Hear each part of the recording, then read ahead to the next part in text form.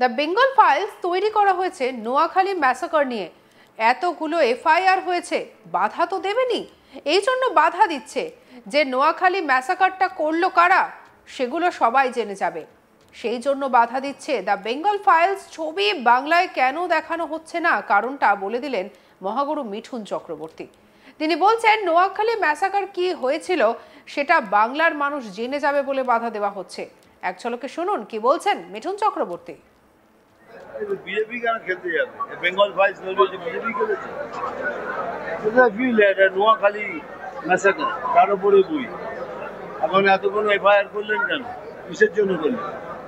Noakhali massacre ব্যাপারে আমাদের ইউথকে জানাবেন না? তুমি জানবে না কি হয়েছিল? That's all about. আজকে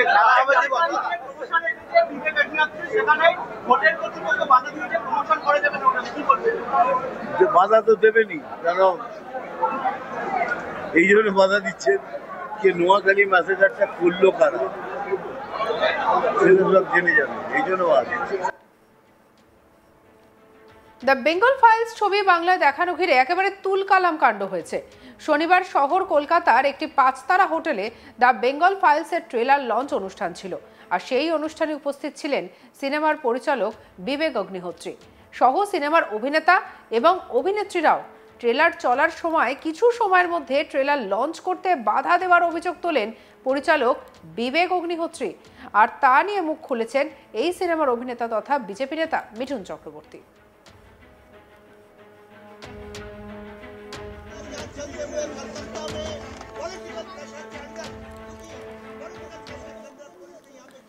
শনিবার হুগলি শ্রীরামপুরে দলীয় এক কর্মসূচিতে যোগ দিতে উপস্থিত হন মহাগুরু মিঠুন চক্রবর্তী। সেখানে সাংবাদিকদের প্রশ্নে মিঠুন বলেন দ্য বেঙ্গল ফাইলস তৈরি করা হয়েছে নোয়াখালী ম্যাসাকার নিয়ে, আর এই বিষয়টি যুব সমাজের জানা উচিত। এতগুলো এফআইআর হয়েছে, বাধা তো দেবেনি। এই জন্য বাধা দিচ্ছে যে নোয়াখালী ম্যাসাকারটা করলো কারা সেগুলো সবাই জেনে যাবে, সেই জন্য বাধা দেওয়া হচ্ছে। কি বলছেন শুনবো। বিজেপি কেন খেলতে যাবে? বেঙ্গল ফাইলস বিজেপি খেলেছে। নোয়াখালী ম্যাসাকার তার উপরে বই। এখন এতক্ষণ এফআইআর করলেন কেন? কিসের জন্য করলেন? নোয়াখালী ম্যাসাকার ব্যাপারে আমাদের ইউথকে জানাবেন না? তুমি জানবে না কি হয়েছিল? That's all about. আজকে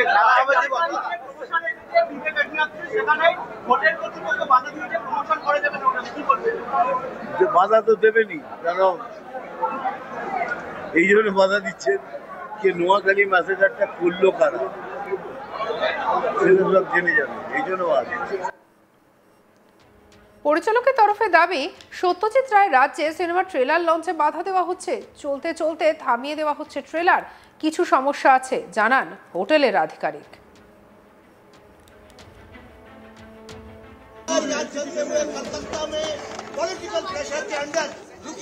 पॉलिटिकल प्रेशर के अंदर पुलिस ने यहाँ पे किया है। सुबह से हजारों पुलिस यहाँ पे है। एक बार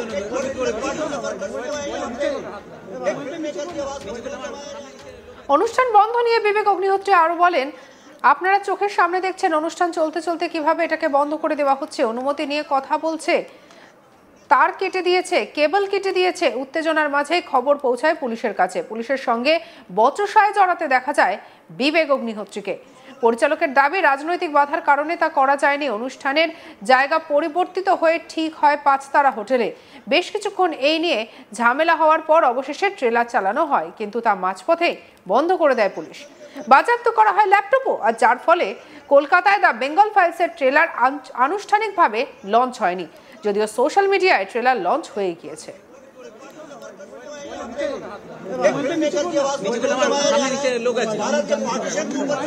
কি বলছেন পরিচালক বিবেক অগ্নিহোত্রী শুনবো। आप यहाँ बैठी हैं, सब इंटेलिजेंट लोग हैं, आप मुझे खुद बताइए बिना परमिशन के इतना बड़ा सेटअप लग सकता था क्या? वही आदमी जो अभी आके काट रहा है लास्ट मिनट पे, why did he wait for the last second? सुबह से उन्हीं की तो परमिशन से सब चल रहा है। All permissions have been taken, they have got everything. Do you think a 5-star hotel like ITC will ever allow anything if everything is not in place? This is a ridiculous thing. It's a lie. Total झूठ बोला जा रहा है। सुबह से इतनी police क्यों आई हुई है यहाँ पे? Yes, can we restrict the questions to the film, which is the Bengal Files? Like, I really wanted to approach Vivek sir and I wanted to ask him that why did you choose 1940s communal violence as your final journey? इसलिए जैसा आपने trailer में देखा कि जिन कारणों से भारत का partition हुआ था, जो पॉलिटिक्स के कारण भारत का पार्टीशन हुआ था, वो पॉलिटिक्स, ऐसा मेरी थ्योरी है कि आज 78 इयर्स लेटर बंगाल में वही पॉलिटिक्स चल रही है। और आपने खुद मैंने प्रूव ही कर दिया, अपनी आंखों से आपने देखा कि यहां पे क्या हो रहा है। लोगों की आवाजों को दबाने की कोशिश की जा रही है।